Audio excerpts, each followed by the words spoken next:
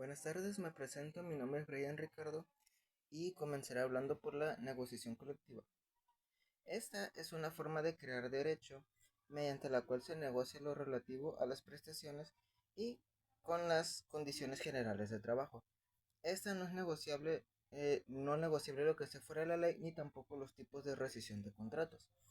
A su vez, esto nos habla de un derecho a huelga, que es un derecho fundamental de los trabajadores que consiste en dejar de trabajar con el objetivo de conseguir mejores condiciones de trabajo y ventajas sociales. Eso está contemplado en los artículos 440, 44 y 47 de la Ley Federal del Trabajo. A su vez, también podemos hablar de la libertad sindical, que es el respeto de los empleadores y de los trabajadores a constituir libre y voluntariamente sindicatos, siendo elementos fundamentales tales de constituir las organizaciones que estimen convenientes, que los sindicatos no estarán sujetos a disolución, suspensión o cancelación por vía administrativa, siendo ambas partes totalmente capaces de crear un sindicato para proteger sus intereses y de abusos de la otra parte. Así, podemos hablar que teniendo los derechos de redactar sus propios estatutos, elegir libremente a sus representantes, organizadores y su organización libre a actividades y programas de acción.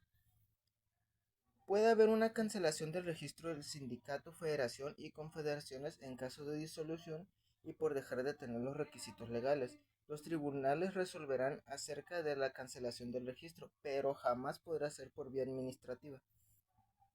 Así, el sindicalismo se compone de varios derechos, siendo estos el derecho a la libertad sindical, principio de unidad, de exclusividad, de representatividad sindical, de autonomía y democracia. Existen, a su vez, en la Ley Federal del Trabajo, y está señalado, 5 tipos de sindicatos, siendo los gremiales, los de empresas, los de industrias, los nacionales industriales y de oficios varios, así por encimita. Los patrones, a su vez, como ya se dijo, también tienen la posibilidad de crear sindicatos. ¿Con qué fin? Con el fin de estudiar, mejorar y defender sus intereses. Cerrando con el hecho de que existen dos tipos de requisitos para formar los sindicatos, de fondo y de forma. Los requisitos de fondo, a su vez, se refieren a tres circunstancias, las cuales son las personas que lo integran, la finalidad que lo persigue y el quórum de los sindicatos.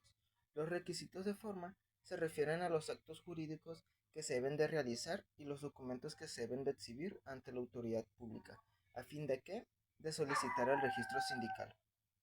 Como un dato de color, los extranjeros menores de edad y los trabajadores de confianza pueden formar parte de un sindicato, pero los extranjeros a su vez no pueden ser eh, jefes, representantes.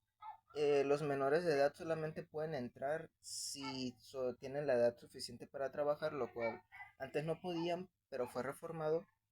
Y a su vez los trabajadores de confianza solo pueden formar parte de sindicatos de los mismos, de trabajadores de confianza. Pasando a otro tema que es el contrato colectivo del trabajo. Este es un convenio celebrado entre uno o varios sindicatos y uno o varios patrones o sindicatos de patrones, pudiendo ser determinados o indeterminado o de obra determinada.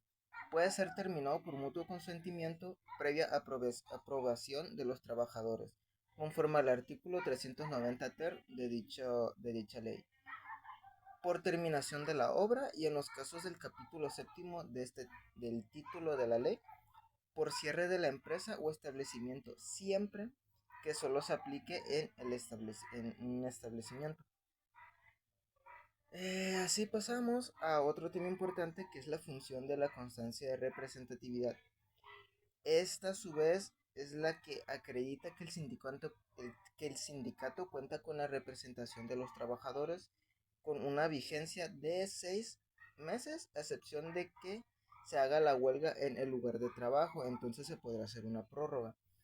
La negociación colectiva, las cartas democráticas como instrumento jurídico en los tratados internacionales de libre comercio es el siguiente tema a tratar, que nos habla de que la entrada de México a la GATT supuso un paso sumamente importante a la democratización del país, sentando las bases para la transformación de la nación, que se ve reflejado en diversas reformas y en la creación de organismos como lo fue el IFE en su vez en 1994 y después SINA en 2014 por la reforma electoral, la creación de la Comisión Nacional de Derechos Humanos en 1990-91 y uno de los más importantes que fue en la firma de acuerdos y tratados arancelarios y comerciales como el Tratado de Libre Comercio de Norteamérica.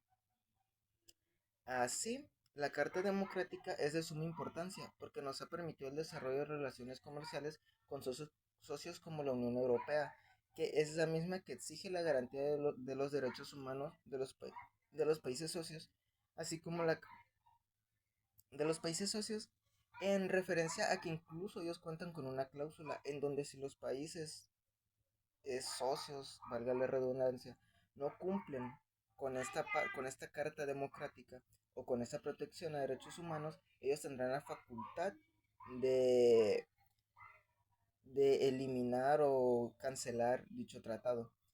A su vez, también tenemos la Carta Democrática suscrita del 2001 de los Estados de la Organización de Estados Americanos, la OEA, y que contiene importantes puntos y regulaciones, pero que por cuestión de tiempo serán por encima.